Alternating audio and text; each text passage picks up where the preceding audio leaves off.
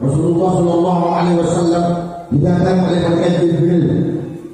Ketika malaikat Jibril berada di dalam rumah Rasulullah Shallallahu Alaihi Wasallam dan malaikat Jibril menampakkan wujudnya. Ketika menampakkan wujudnya itu kemudian Rasulullah tahu, "Hei Jibril, ada apa sebenarnya kau datang kepadaku?" "Ya Rasulullah, aku diperintahkan Allah untuk menjemputmu." Kalau Allah memerintahkanmu untuk menjemputku, apa jaminan kabar gembira yang bisa didapatkan dari Allah? Karena ya Rasulullah, Allah telah menyiapkan semua pintu surga untukmu. Engkau bebas masuk kepada saya ya Rasul. Tapi mendengar jawaban itu dapat hadiah surga, Rasulullah tak bahagia, biasa-biasa saja. Kemudian malaikat Jibril bertanya, "Apa karena yang membuat kau tidak senang ya Rasul? Bukankah ini adalah hadiah yang paling indah di hadiah surga? Bagaimana aku akan senang ya malaikat Jibril? Gimana dengan umatku? Oke, aku sekarang dicabut nyawaku menghadap Allah, masuk ke surga Allah. Tapi gimana umatku Jibril?" Mendengar pertanyaan ini kemudian Jibril pamit kepada Rasulullah untuk kembali kepada Allah bertanya. Kemudian apa kata Allah? Bilang, "Selamat kasih begitu malaikat Jibril. Walau saufa yu'tika rabbuka fatarda." Apa yang dia minta semuanya akan diberikan. Yang penting kekasihku Muhammad itu senang. Apa yang ingin diminta akan diberikan semuanya. Artinya apa? Yang diminta oleh Rasulullah adalah umatnya. Bagaimanapun Rasulullah tidak akan pernah rela kalau masih ada satu saja dari umatnya yang masuk ke neraka Allah Subhanahu wa Ta'ala. Jadi kalau kita masuk surga Allah, itu tidak semuanya karena ibadah kita. Karena kalau ibadah kita cuma seberapa kan? Pun ibadah jeruk manis, jeruk masam, satu ember jeruk manis dioplos dengan 10 karung jeruk masam. Kalau ada orang beli jeruk manis yang kasih jagung, jeruk manis ini jeruk sambat, dibeli semua orang Pak. Meskipun nggak pada bakar orang celok, tapi yang pasti semuanya akan laku. Kita adalah jeruk masam, jeruk yang tak laku. Kita adalah batu kerikil, batu aspal. Sedangkan Rasulullah adalah semacam permata yang harganya triliunan. Tapi kita hanya batu biasa. Batu biasa, kalau pengen laku gimana caranya? Kumpulkan banyak-banyak, biar satu dekat, satu truk, kemudian tawarkan ke orang beli ya. Di menit, tapi kalau sebiji batunya, ambil itu paling jual batu. Paling dapat orang apa? Enggak lama itu gitu. Maka kita masuk surga Allah harus dengan rombongan. Mudah-mudahan kita semua tak akan meninggal kita kecuali kita membawa la ilaha illallah Muhammadur Rasulullah. Yang terakhir menjelang Rasulullah ketika akan wafat Rasulullah Sallallahu Alaihi Wasallam. Kemudian di dalam rumah itu ada malaikat Jibril, ada Sayyidina Ali, ada Fatimah Zahra. Kemudian ada orang mengetuk pintu. Apa Rasulullah Fatimah? Itu ada orang mengetuk pintu, bukannya. Terus Fatimah menghampiri pintu, dibuka pintu. Assalamualaikum, Rasulullah ada, tapi beliau sedang demam, tidak bisa diganggu. Ditutup lagi oleh Fatimah. Ketika sampai ke Rasulullah, ditanya siapa tamunya, tidak tahu ayah, kalau bahasa kita tidak tahu ayah siapa yang datang, kayaknya belum pernah sampai ke rumah kita dia. Kalau tak tahu, betul tak tahu itu siapa? Tidak. Itulah yang akan menghilangkan kenikmatan. Itulah yang akan memisahkan suami dengan istrinya, yang akan memisahkan istri dengan suaminya, yang anak-anak akan berpisah dengan orang tuanya, dan orang tua yang berpisah dengan anaknya, dengan kerabatnya. Dialah malaikat Israel bercabut nyawa anakku. Mendengar Israel terkejut di Fatimah. Buka pintu itu. Kemudian dibuka oleh Siti Fatimah. Kemudian malaikat Israel masuk, tepat berada di samping Rasulullah Sallallahu Alaihi Wasallam. Kemudian apa? Kata Rasulullah, malaikat Israel ada perintah dari Allah Subhanahu wa taala, ya Rasulullah, aku diperintahkan oleh Allah untuk taat kepada Allah dan taat kepada Rasul. Kalau engkau tidak berkenan, hari ini aku mencabut nyawamu, maka akan aku urungkan, akan kubatalkan. Aku tidak akan mencabut nyawamu, meskipun itu perintah dari Allah Subhanahu wa taala. Cuma kita ditawarkan itu, Pak. Kita ditawarkan. Ini kita mau mati, dan sekarang datang malaikat Israel. Butuh tak setahun ini di sini. Mau tak? Dan malaikat wanita.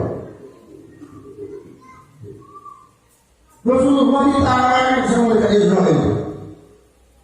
Kalau engkau tak izinkan, aku tak akan cabut ya Rasul. Ketika dicabut, telah diizinkan oleh Rasulullah. Ketika dicabut, apa kata Rasulullah kepada malaikat Israel? Mahada ya Israel, apa ini Israel? Kenapa begitu sakitnya ini? Bergetar Rasulullah dan berkeringat seluruh badannya. Apa ini Israel?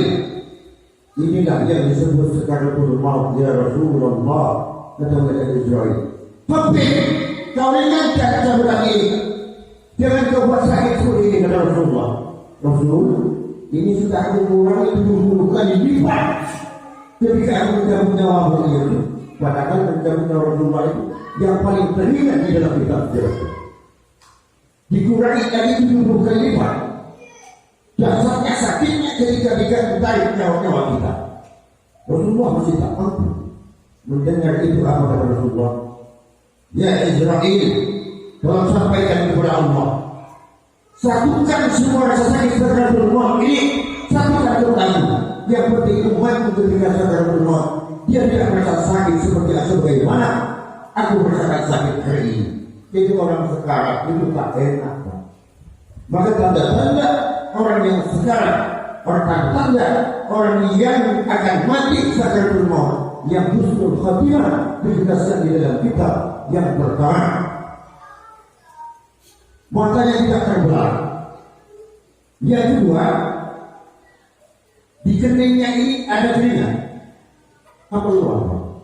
Betul apa luar? Terkena luar. Itu tanda-tanda orang mustahil. Makanya sakaratul maut itu lebih dahsyat dari dibukanya syaitan pertama. Itu sudah dahsyat sakaratul maut.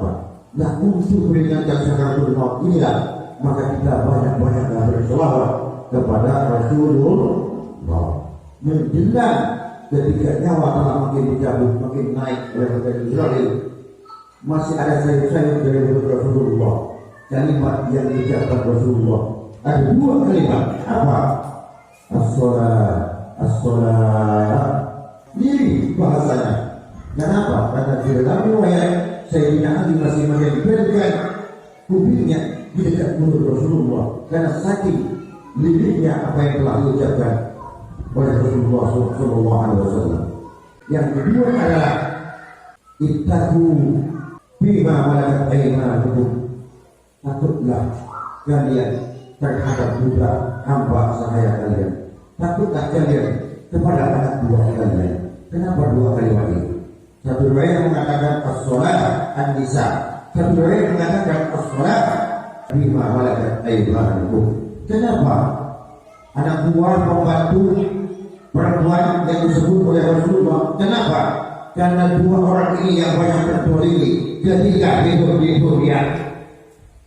Anak buah pembantu perempuan, para istri itu yang banyak tertolimi ketika hidup di dunia. Makanya menjelang nyawa tercabut dari kata Rasulullah yang disebut adalah orang-orang ini. Yang pertama masalah Rasulullah as-salat. Kenapa? Karena Rasulullah tahu umatnya yang paling banyak dosanya adalah dosa meninggalkan sholat di waktu. Tuh, betul tidak? Ngaku tak ngaku kita memang Pak. Memang ente dengan sholat. Biarpun sholat pun lalai, apalagi tak sholat. Pulang tempat di rumah kemudian nyawa dijauh terus oleh Allah. Ketika telah berada di tenggorokan, masih sempat lagi Rasulullah berpesan, berwasiat. Apa wasiatnya? Umatnya. Rasulullah tidak ingat istrinya, tak ingat anaknya, tak ingat semua harta benda, tapi yang dia menjelang nafas berlepas dari tubuh Rasulullah adalah umatku ya Allah, umatku ya Allah. Rasulullah begitu cinta kepada kita. Ketika Rasulullah cinta seperti itu, gimana kita? Kalau kita ingin syafaatnya nanti di hari kiamat, maka berbanyaklah kita baca selawat, berbanyaklah kita berzikir kepada Allah, berbanyaklah kita berada di majelis-majelis seperti ini. Dan di majelis seperti inilah tempat kita untuk menebus segala dosa yang kita miliki. Tafakkaru sa'atan khairun min ibadatis salat. Anda ngaji berpikir tentang agama Allah 1 jam saja itu lebih baik daripada kita beribadah 1 tahun lamanya. Kita lihat saja Pak, lebih sudah dikir selawat pengajian lagi lebih 1 jam kita 2 jam saja lebih. Udah itu kita masih ada gue nanti makan enak, pahala dapat proteinnya nyaman Pak. Bagusan kita berkumpul di majelis seperti ini. Di sini ada majelis Subul Salam, majelis yang lain. Ayo ukur kameraman, ikut semuanya di majelisan. Luangkan waktu Anda, meskipun hanya 1, 2, 3 jam saja dalam seminggu. Kenapa? Karena waktu yang Anda lewati nanti dari detik ke menit, jam, hari, bulan dan tahun, semuanya tidak akan terlepas kecuali diminta pertanggungjawaban oleh Allah Subhanahu wa ta'ala di hari kiamat. Mudah-mudahan kita termasuk golongan tamu yang golongan yang dikirim ke surga Allah Subhanahu wa ta'ala dan dijauhkan dari neraka Allah Subhanahu wa ta'ala. Bapak Ibu yang dimuliakan Allah Subhanahu wa ta'ala, mungkin ini yang dapat saya sampaikan. Jika ada yang baik itu semata dari Allah, jika ada yang salah itu semata dari kekurangan kami. Ini suratul mustaqim. Wassalamualaikum warahmatullahi wabarakatuh.